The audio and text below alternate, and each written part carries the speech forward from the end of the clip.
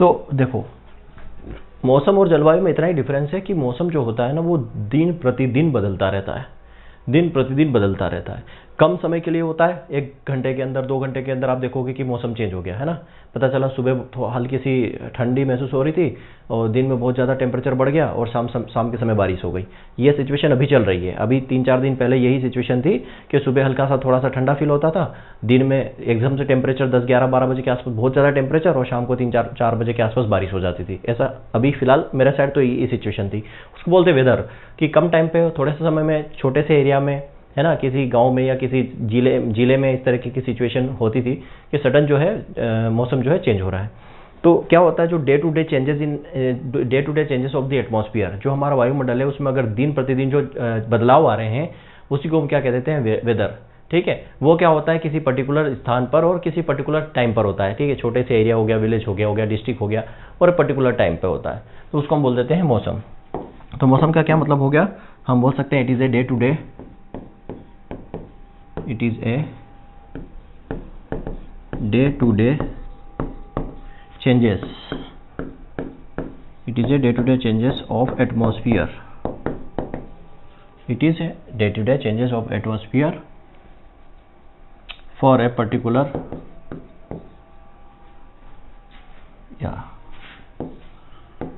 at the given place and at the given time। ठीक है, it is for small area like village or district etc। ठीक है, तो ये क्या होता है, दिन प्रतिदिन, मतलब वायुमंडल की दिन प्रतिदिन जो बदलाव होता है किसी निश्चित स्थान पर निश्चित समय में, उसको हम क्या बोल देते हैं, मौसम बोल देते हैं। हम क्या बोलेंगे कि किसी निश्चित स्थान पर निश्चित समय में दिन प्रतिदिन, है ना, दिन प्रतिदिन मतलब हर दिन जो वायुमंडल में बदलाव होता है उसी को मौसम कहते हैं। क्या हो गया, किसी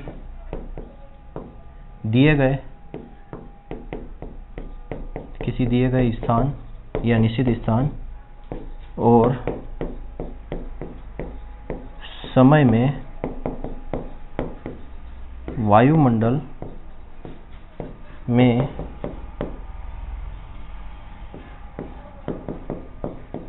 प्रतिदिन होने वाले बदलाव को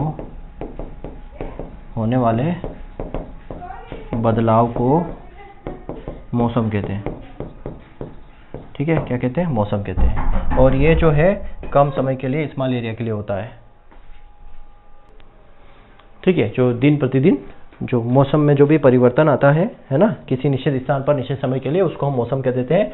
और ये जो होता है क्या, छोटे स्मॉल एरिया के लिए होता है। ठीक है, छोटी जगहों के लिए होता है। जैसे मान लो किसी विलेज में आज अचानक से बारिश हो, दिन में बहुत टेम्परेचर था और अचानक से बारिश हो गई, तो किसी पर्टिकुलर एरिया में भी होती है। ऐसा तो नहीं कि पूरे मैं बात करूँ कि पूरे मध्य प्रदेश के अंदर या पूरे राज्य के अंदर या पूरे भारत के अंदर या पूरे महाद्वीप पर बारिश होगी, नहीं, किसी पर्टिकुलर एरिया में जो है चेंजेस होगा।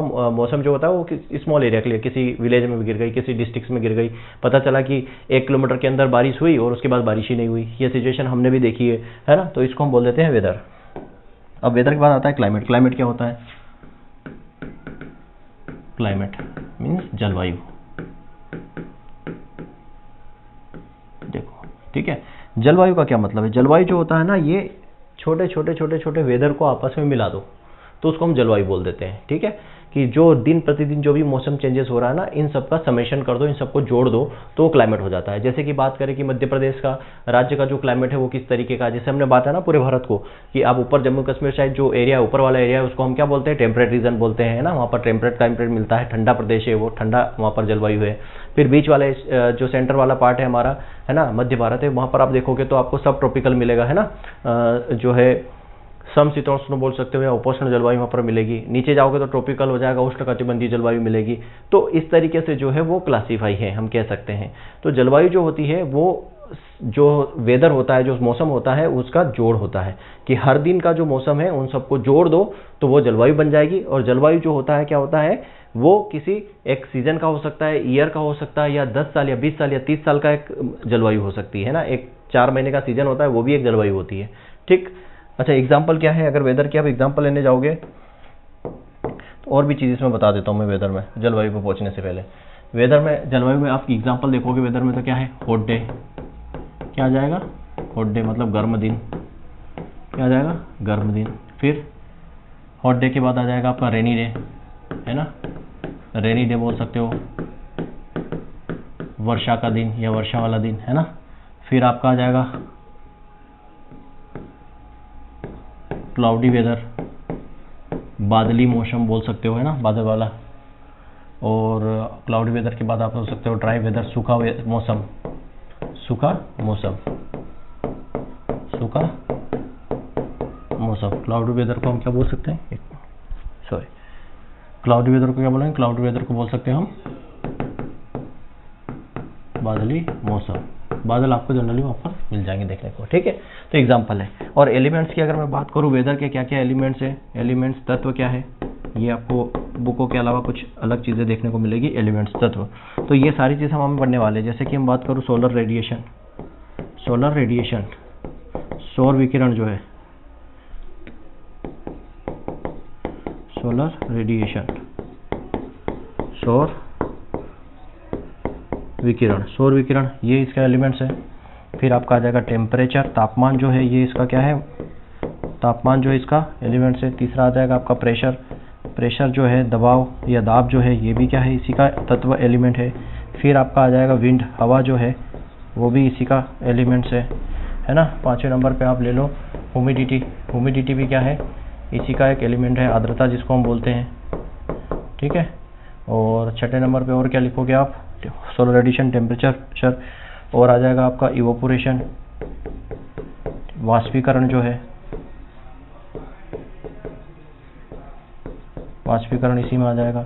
फिर आपका आ जाएगा रेनफॉल, वर्षा जो है इसी का है ना। तो ये सारे जो है वर्षण जिसको हम बोलते हैं, वर्षा या वर्षण, तो ये इसी के एलिमेंट है, किसके, वेदर के। अब जैसे ये एलिमेंट्स क्यों है, समझना बात को, एग्जांपल से समझाता हूँ। मान लो आज कितनी तारीख है, आज तारीख है हमारे पास 12 मई, है ना, 12 मई 2023, तारीख भी लिख देता हूँ, ठीक। 12 मई 2023 आज जो है, मान लो क्लाइमेट लगभग जो है मैं बोल सकता हूँ कि 40 डिग्री के आसपास समझ लो, है ना, लगभग 40 डिग्री, तो हाँ इतना तो अभी गर्मी का टाइम है, 40 डिग्री सेल्सियस है, ठीक, 40 डिग्री सेल्सियस है आज का तापमान। और आज की जो रिलेटिव ह्यूमिडिटी है वो लगभग हम मान सकते हैं कि लगभग मान लो 70% के आसपास यहाँ पर ह्यूमिडिटी है ना। अभी बहुत ज़्यादा उमस हो रही गर्मी की वजह से, ये अनुमानित डाटा है ना, मानना है बस आपको ये। अब जो है 12 मई की बात करूँ तो मैं अब बात कर लेता हूँ 13 मई की, है ना, 13 मई 2023, क्योंकि डे टू डे चेंज होता है। तो 13 मई को हो सकता है कि कल के दिन जो टेम्परेचर जो है बढ़कर 45 डिग्री सेल्सियस हो जाए, और रिलेटिव ह्यूमिडिटी जो है मान लो कम होकर लगभग 40-50 हो जाए, 40% हो जाए, ठीक। तो इसी को हम बोलते हैं क्या, इसी को बोलते हैं वेदर। कि भाई 12 तारीख को टेम्परेचर 40 डिग्री सेल्सियस था और रिलेटिव ह्यूमिडिटी 70% थी, लेकिन 13 तारीख को क्या हुआ कि ह्यूमिडिटी जो है वो गिरकर कितनी हो गई, 40%, और टेम्परेचर 45 डिग्री हो गया, है ना, 45 डिग्री या फिर 35 डिग्री हो गया, ऐसा आप मान सकते हो, 35 डिग्री सेल्सियस हो गया टेम्परेचर। तो ये क्या है, चेंजेस है, ये डे टू डे चेंजेस हो रहा है। मतलब क्या हो रहा है, ये मौसम है ना, ये क्या है, मौसम है। अब देखो क्रॉप के लिए कितना रिलेटिव ह्यूमिडिटी चाहिए, आगे हम पढ़ेंगे। क्रॉप के लिए जो आरएस चाहिए वो चाहिए लगभग 40 से लेकर 60%, और ये क्वेश्चन पूछा हुआ है आरयू में, ठीक है, 40 से 60% चाहिए क्रॉप के लिए रिलेटिव ह्यूमिडिटी, आगे हम पढ़ेंगे। और 70%, अगर 60% से ज़्यादा रिलेटिव ह्यूमिडिटी, मान लो 70% रिलेटिव ह्यूमिडिटी हो गई तो इंसेक्ट पेस्ट का अटैक हो जाता है। ज़्यादा ह्यूमिडिटी होती है उसकी वजह से जो है इंसेक्ट पेस्ट का अटैक यहाँ पर हो जाता है। तो वेदर के अंदर और ये सारी चीज़ें भी देख लेना। उसके बाद मैंने क्लाइमेट आपको समझा दिया है। तो क्लाइमेट क्या होता है, क्लाइमेट की बात करें जलवायु की, तो जलवायु होता है मौसम का जोड़, ठीक है, सारे मौसम, इंटीग्रेशन ऑफ वेदर लिख सकते हो आप, या मैं इसको लिखूं, it is a generalised form of weather, या it is summation of weather, ठीक है। इस समेशन मतलब जितना भी वेदर है, जितना मौसम, उन सबका जोड़, ठीक है, over the given region, over the given region for a longer period of time, longer period of time।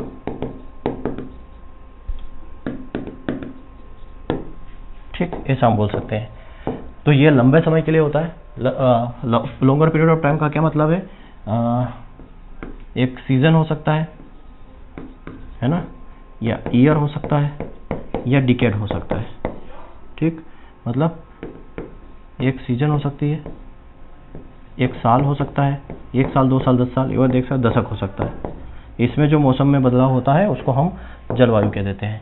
मतलब हम क्या कह सकते हैं कि लंबे समय के लिए, ठीक है, लॉन्गर पीरियड ऑफ टाइम, लंबे समय के लिए किसी रीजन में, किसी स्थान पर जितना भी मौसम है उन सब का जो समेशन होता है, उन सब का जो जोड़ होता है, उन सब का जो योग होता है, उसको हम क्या कह देते हैं? क्लाइमेट कह लेते हैं।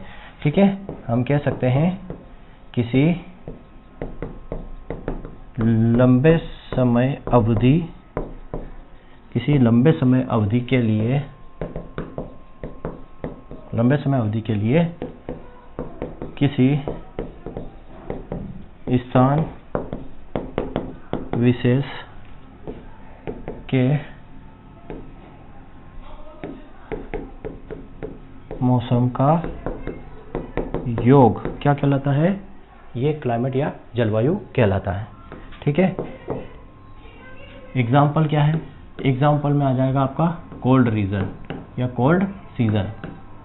ठीक है, कोल्ड सीजन, या हम बोल सकते हैं इसका ठंडा सीजन। ठीक है, मान लो ठंडी का जो सीजन है 4 महीने का, उसको बोल सकते हैं कोल्ड सीजन। फिर ट्रॉपिकल क्लाइमेट, तो ये ट्रॉपिकल क्लाइमेट है ना, उष्ण कटिबंधीय जलवायु, ये किस में आता है? ये अपना क्लाइमेट के अंदर आता है, क्योंकि ट्रॉपिकल क्लाइमेट आसानी से नहीं बदलता, कई सालों लग जाते हैं, 25 साल, 30 साल, यहाँ पर चेंजेस देखने को मिलते हैं। ठीक है, तो ये क्लाइमेट हो गए। अब बात करते हैं क्लासिफिकेशन ऑफ क्लाइमेट।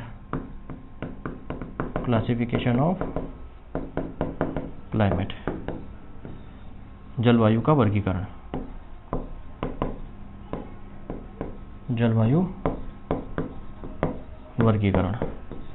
अब जलवायु के वर्गीकरण की बात करें तो यहाँ पर अलग अलग लोगों ने अलग अलग बातें रखी है। तो सबसे पहले बात करते हैं क्लासिफिकेशन में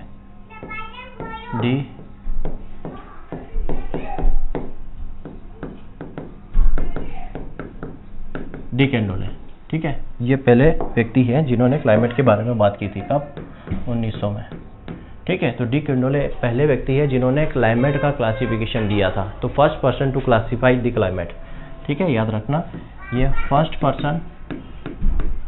person to classify the climate. ठीक है, फर्स्ट पर्सन है जिन्होंने जलवायु को क्लासिफाई किया। पहला व्यक्ति जिन्होंने जलवायु का वर्गीकरण किया। ठीक है, इन्होंने किस आधार पर वर्गीकरण किया है बच्चों? इन्होंने किया बेस्ड ऑन वेजिटेशन, वनस्पति के आधार पर।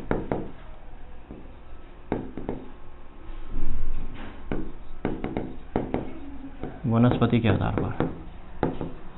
ठीक है, वनस्पति के आधार पर इन्होंने क्लासिफिकेशन दिया। और उन्होंने क्या बताया वनस्पति के आधार पर?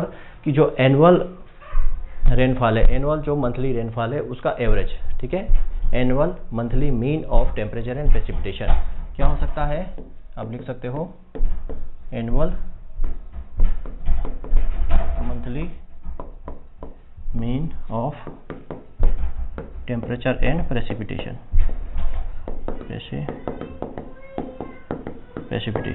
ठीक है, मतलब क्या हो गया यहाँ पर? जो तापमान और वर्षण है उसका वार्षिक और मंथली औसत। ठीक है, तापमान और वर्षा या वर्षण आप बोल सकते हो, वर्षण का वार्षिक और मासिक औसत। ठीक है, इसको हम क्या बोलते हैं? ये पहले वैज्ञानिक है डी कैंडोले, और इन्होंने 1900 के अंदर जो है क्लाइमेट को क्लासिफाई किया। किसके बेसिस पर? वनस्पति के बेसिस पर क्लासिफाई किया। और इन्होंने बोला कि जो तापमान और जो वर्षण है, तापमान और वर्षा है, उसका एवरेज लेना है एनुअली और मंथली, मंथ वाइज और साल वाइज। टेम्परेचर और वर्षा का एवरेज इन्होंने निकाला और वेजिटेशन के बेसिस पे इन्होंने क्लाइमेट को क्लासिफाई किया। दूसरे आते हैं हमारे वैज्ञानिक कैपोन।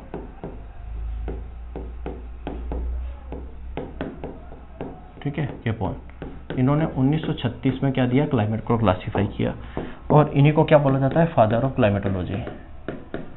फादर ऑफ क्लाइमेटोलॉजी इन्हीं को बोला जाता है। ठीक है, जलवायु विज्ञान के पिता, जलवायु विज्ञान के जनक इन्हीं को कहा जाता है। और इन्होंने जो क्लासिफिकेशन दिया है बच्चा, इन्होंने पूरे विश्व की जलवायु को 5 भागों में बांटा। ठीक है, इन्होंने क्या किया कि जो वर्ल्ड का क्लाइमेट है उनको world climate divided into 5 group based on whether element,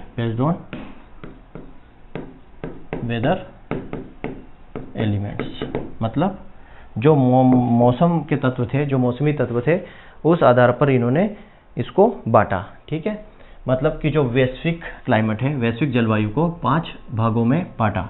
ठीक है, जो वैश्विक जलवायु को मौसम तत्वों के आधार पर 5 भागों में बांटा, 5 समूह में बांटा। ठीक है, अब वो 5 समूह कौन कौन से थे बच्चा लोग, वो 5 समूह थे। देखो, एक आ जाएगा आपका ट्रॉपिकल क्लाइमेट में इन्होंने बांटा, दूसरा इन्होंने टेम्परेट में बांटा।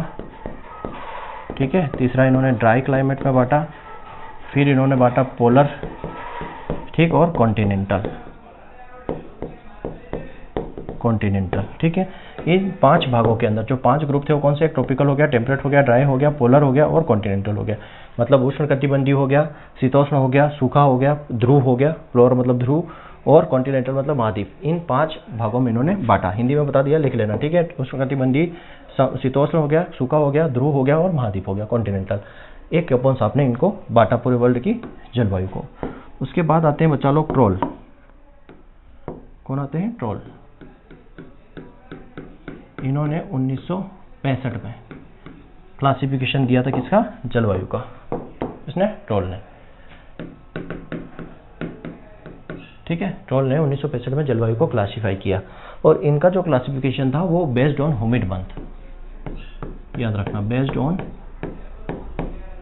Humid month. किसके आधार पर था, आर्द्र माह के आधार पर। और ये जो है suitable for agriculture purpose, suitable for agriculture purpose, कृषि के लिए उपयोगी था। ये कृषि के लिए उपयुक्त तो बोल सकते हैं, कृषि के लिए उपयोगी था। और इसको किसने एडॉप्ट किया, एडॉप्ट बाय इक्रिसेट। कहाँ पर इक्रिसेट, हैदराबाद। ठीक है, इसको इक्रिसेट हैदराबाद ने इसको एडॉप्ट किया, और उसने माना कि कृषि के लिए यह बेस्ट है। अब ह्यूमिड मंथ क्या होता है, एक तरफ मैं लिख दूं क्लाइमेट, ठीक, एक तरफ लिख दूं मैं ह्यूमिड मंथ। किस तरीके से इन्होंने क्लासिफिकेशन दिया, तो देखो ह्यूमिड मंथ की बात करें तो आपका आ जाएगा एरिड। ठीक, एरिड में आ जाएगा लेस देन 2 मंथ। एरिड के कितने आएंगे, एरिड के आ जाएंगे लेस देन 2 मंथ। ठीक, सेमी एरिड, सेमी एरिड में 2 है, एक ड्राई आ जाएगा और एक वेट आ जाएगा। ठीक है, एरिड में 2 है, सेमी एरिड में, अर्ध शुष्क में। ये तो हो गया आपका शुष्क। ठीक, ये हो जाएगा आपका अर्ध शुष्क। ठीक, उसमें ड्राई, सूखा और वेट। तो ड्राई आप ले लो, देखो सेमी एरिड का बता दूं मैं 2 से लेके 7। ठीक, तो ड्राई का कितना हो जाएगा, 2 से लेके 4.5, और वेट का आ जाएगा 4.5 से 7, और यहाँ आ जाएगा ह्यूमिड मंथ। ह्यूमिड मंथ का आ जाएगा आपका 7 से ज़्यादा। ठीक है, ग्रेटर देन 7। इस तरीके से इन्होंने क्लाइमेट को क्लासिफाई किया, किसने, ट्रोल ने, ह्यूमिड मंथ के बेसिस पे। तो ह्यूमिड मंथ क्या है ये मैंने बता दिया आपको यहाँ पर, आर्द्र माह के बेसिस पर। इसके बाद आते हैं अपना ट्रोल के बाद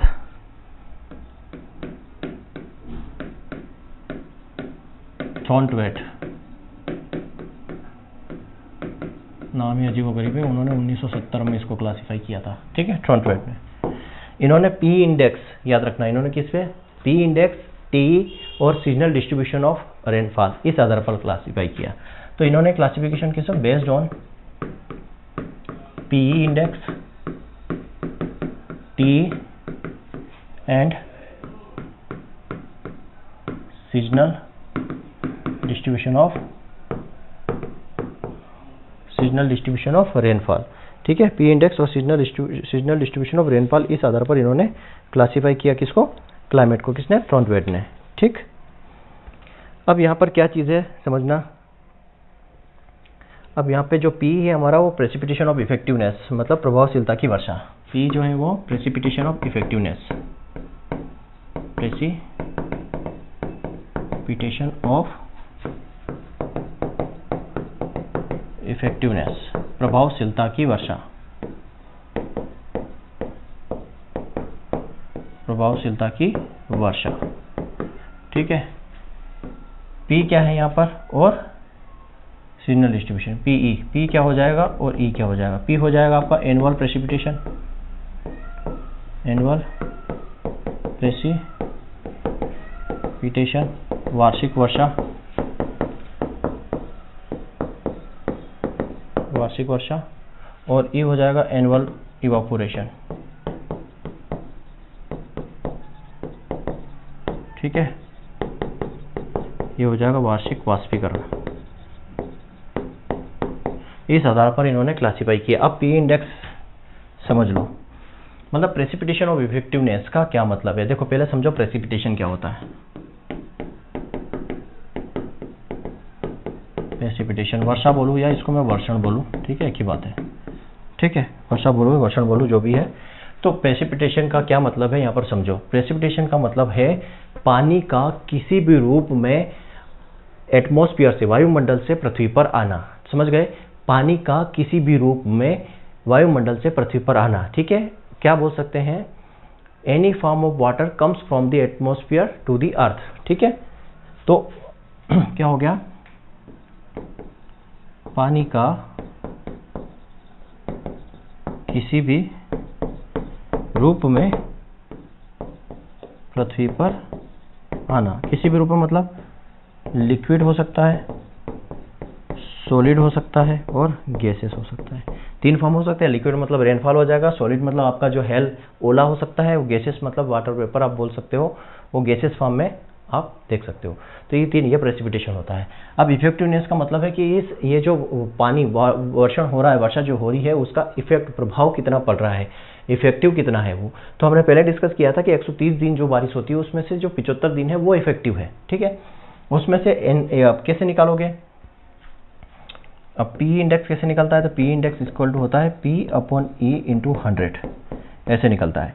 मतलब आपकी जो एनुअल वर्षा, मतलब बारिश कितनी हुई है पूरे साल में, और इवोपोरेशन मतलब होता है कि पृथ्वी की सतह से कितना पानी ऊपर उड़ चुका है। ठीक है, पृथ्वी की सतह से या ओशियन, समुद्र की से, नदी से, झरने से, तालाबों से कितना पानी जो है भाप बनकर उड़ गया है।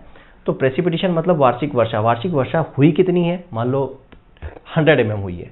ठीक, और इवापोरेशन मतलब होता है इवापोरेशन कितना हो गया, कितना पानी जो है पर दिन। इवापोरेशन को डे में मेजर करते हैं, तो इतना हर दिन जो है इतना पानी जो है वो क्या हो गया, जो है क्या हो गया, उसका इवापोरेशन हो गया या उसका लॉस हो गया। जब इनका रेशियो लेते हैं तो वो हमारा क्या हो जाता है, प्रेसिपिटेशन ऑफ इफेक्टिवनेस। मतलब इफेक्टिवनेस का मतलब होता है कि कितना पानी जो है एक्चुअल में काम में आ रहा है, क्योंकि इवापोरेशन से लॉस हो जाएगा यहाँ पर, तो बचा कितना, इफेक्टिव कितना बचा, वो वाली बात हो रही है यहाँ पे। अब इसको निकालते कैसे हैं, अब इसकी जो कुछ कंडीशंस है उसको देख लो निकालने की। इसमें जो कंडीशन है वो ये है कि क्या क्या होता है इसमें अंदर, एरिड, सेमी एरिड। आप इसका क्लाइमेट में अगर डिवाइड करोगे, क्लाइमेट में, जलवायु में, यहाँ आ जाएगा आपका पी इंडेक्स। ठीक है, बुक में आपको 3 ही दिया है, मैं ज़्यादा बताऊंगा आपको यहाँ पर। एक होता है पर ह्यूमिड, पर ह्यूमिड मतलब अति, आप बोल सकते हो गीला, अति गीला या अति आर्द्र आप बोल सकते हो। ठीक है, अति गीला या अति आर्द्र आप बोल सकते हो। फिर आ जाएगा आपका ह्यूमिड। ठीक है, इसका बाद आ जाएगा आपका ह्यूमिड। ह्यूमिड में आपका आ जाएगा ड्राई और वेट, ड्राई ह्यूमिड और वेट ह्यूमिड। ठीक, उसके बाद सेमी एरिड और एरिड। ठीक है, उसके बाद सेमी एरिड और एरिड आ जाएगा, सेमी एरिड और एरिड। अब ये बता चुका हूँ, एरिड मतलब शुष्क होता है, सेमी एरिड मतलब अर्ध शुष्क होता है, ह्यूमिड मतलब होता है गीला। ठीक है, ह्यूमिड मतलब क्या होता है, गीला। ठीक, यहाँ पर थोड़ा सा चेंज करना, पर ह्यूमिड यहाँ आ जाएगा मॉइस्ट, सब ह्यूमिड और ड्राई सब ह्यूमिड, ये इतनी चीज़ें हैं। ठीक है, हिंदी में लिखना तो यहाँ पे पर मतलब अति गीला या अति आर्द्र बोल सकते हो, आर्द्र बोल सकते हो, मोस्ट मतलब नम उप आर्द्र बोल सकते हो, सूखा उप आर्द्र बोल सकते हो, और यहाँ आ जाएगा आपका अर्ध शुष्क और शुष्क। ये होता है 100 से ज़्यादा, ठीक, और ये होगा आपका 20 से 100, ये होगा 0 से 20, ठीक, 0 से 20, ये हो जाएगा 0 से -33.3, ठीक, ये -33.3 से लेके -66.6, और ये ग्रेटर देन -66.6 आ जाएगा। ठीक है, ये होता है पी इंडेक्स। क्लियर है, याद कर लेना, यहाँ से क्वेश्चन पूछे जाते हैं। नेक्स्ट बच्चा लोग मैं बात करूंगा यहाँ पर क्लासिफिकेशन, वो होगा अपना बेस्ड ऑन या moisture deficient index, MDI, moisture deficit index. ठीक है, क्या बोलेंगे इसको, नमी घाटा सूचकांक, नमी घाटा सूचकांक इसको हिंदी में बोलते हैं। इसको दिया किसने, कृष्णन एंड सिंह, कब, 1972 में। ठीक है, कृष्णा एंड सिंह ने 1972 में इसको दिया। ये क्वेश्चन कई बार पूछा गया एग्जाम में। तो जो MDI है, मॉइस्चर डिफिशिएंट इंडेक्स है, इसके द्वारा दिया गया। अब ये किस पे बेस्ड है, तो ये बेस्ड है P minus PET upon PET into 100, P minus PET upon PET into 100 पर ये बेस्ड है। मॉइस्चर डिफिसिट इंडेक्स जो है, मॉइस्चर डिफिसिट इंडेक्स जो है P माइनस PET अपॉन, अब देखो यहाँ पे P माइनस क्या है, P तो हो गया वही आपका एनुअल प्रेसिपिटेशन, एनुअल प्रेसिपिटेशन वार्षिक वर्षा, और यहाँ पर PET क्या है, PET है पोटेंशियल इवापोट्रांसपिरेशन, पोटेंशियल इवापोट्रांसपिरेशन। ठीक है, वाष्पीय वाष्पोत्सर्जन। ठीक है, तो यहाँ हो गया एनुअल मतलब वार्षिक वर्षा, और PET हो गया पोटेंशियल इवापोट्रांसपिरेशन, मतलब कि जो इवापोरेशन और ट्रांसपिरेशन हो रहा है वो कितनी क्षमता से हो रहा है, कितना हो रहा है, कितना पोटेंशियल इतना हो सकता है, तो उसका रेशियो निकालो। देखो जो वार्षिक वर्षा है उसमें से पोटेंशियल इवापोट्रांसपिरेशन को माइनस करके वापस पोटेंशियल इवापोट्रांसपिरेशन से डिवाइड कर देते हो, तो यहाँ पर मॉइस्चर डिफिशिएंट इंडेक्स बाहर निकल के आ जाता है। ठीक है, मॉइस्चर डिफिशिएंट इंडेक्स यहाँ पर बाहर निकल के आ जाता है। और मॉइस्चर डिफिशिएंट इंडेक्स जो है,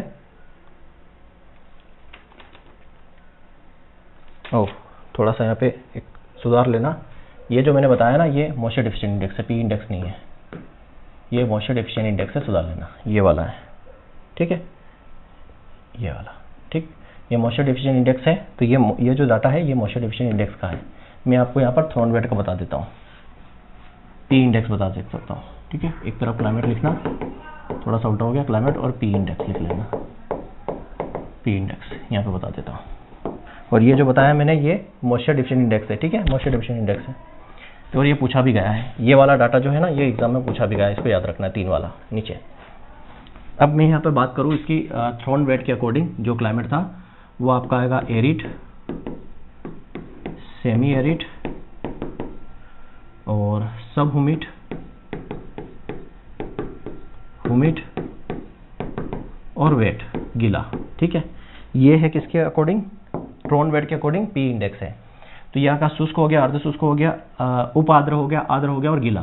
तो ये हो गया लगभग आपका 16 से कम, ये होता है आपका 16 से 31, 32 से 63, 64 से 127 और ग्रेटर देन 128। ये है किसका, थॉर्नवेट के अकॉर्डिंग, ये याद रख लेना। और ये जो है मॉइस्चर डिफिशिएंट इंडेक्स के अकॉर्डिंग है। ठीक है, ये हमारा हो गया। और एक और जो है लास्ट वन क्लासिफिकेशन है वो रेनफॉल क्वांटिटी के बेसिस पर, based on rainfall quantity, rainfall quantity के बेस पर, रेनफॉल क्वांटिटी के बेस पर आप क्लाइमेट को क्लासीफाई कर सकते हैं, क्लाइमेट, और यहाँ पर आप बोल सकते हो क्या, रेनफॉल क्वांटिटी, रेनफॉल क्वांटिटी। तो यहाँ पर आ जाएगा आपका एरिड, सेमी एरिड, सब ह्यूमिड और ह्यूमिड, है ना। ये आपका आ जाएगा एरिड, सेमी एरिड, सब ह्यूमिड और उम्मीद। अब ये दो बुकों में अलग अलग चीज़ें हैं, मैं दोनों का डाटा बता देता हूँ आपको। नॉर्मल आप देखोगे तो ये 250, 250 से 500, 500 से 1000 और 1000 से ज़्यादा। ठीक है, ये आपको नेमरा, सुंडा और आर के शर्मा और इन बुकों में मिल जाएगा। दूसरा मैं बात करता हूँ TNU के डाटा की, TNU के डाटा की। तो यहाँ आपको मिलेगा 500 से कम, 500 से 700, 700 से 1000 और 1000 से ज़्यादा। ठीक है, ये डाटा अपने को देखने को मिल जाता है यहाँ पर। 500 से 750 कर लेना, 750 और 750 से ज़्यादा। ठीक है, ये डाटा मिलता है। तो दिक्कत कोई परेशानी की बात नहीं है कौन सा कंसीडर करना है। आप ये भी याद रखो, ये भी याद रखो, वहाँ पर डाटा ऐसा नहीं मिलेगा, या इससे भी इसका ही मिलेगा एरिट का। तो 250 से कम अगर वहाँ ऑप्शन में हो तो आप ये लगाइए, और 500 से कम ऑप्शन में हो तो ये लगाइए। और जनरली आप फॉलो ये कर सकते हो, क्योंकि इस पर आप जो है आपत्ति भी लगा सकते हो, है ना, ऑब्जेक्शन भी लगा सकते हो, आपत्ति भी लगा सकते हो। और ये जो दिया हुआ ना, ये कॉम्पिटिटिव बुक में दिया हुआ है। कॉम्पिटिटिव बुक में आप आपत्ति लगाओगे तो वो किस काम की नहीं, वो हमेशा टेक्स्ट बुक देखते हैं, टेक्स्ट बुक में इस तरीके का डाटा दिया हुआ है। ठीक है, चलिए।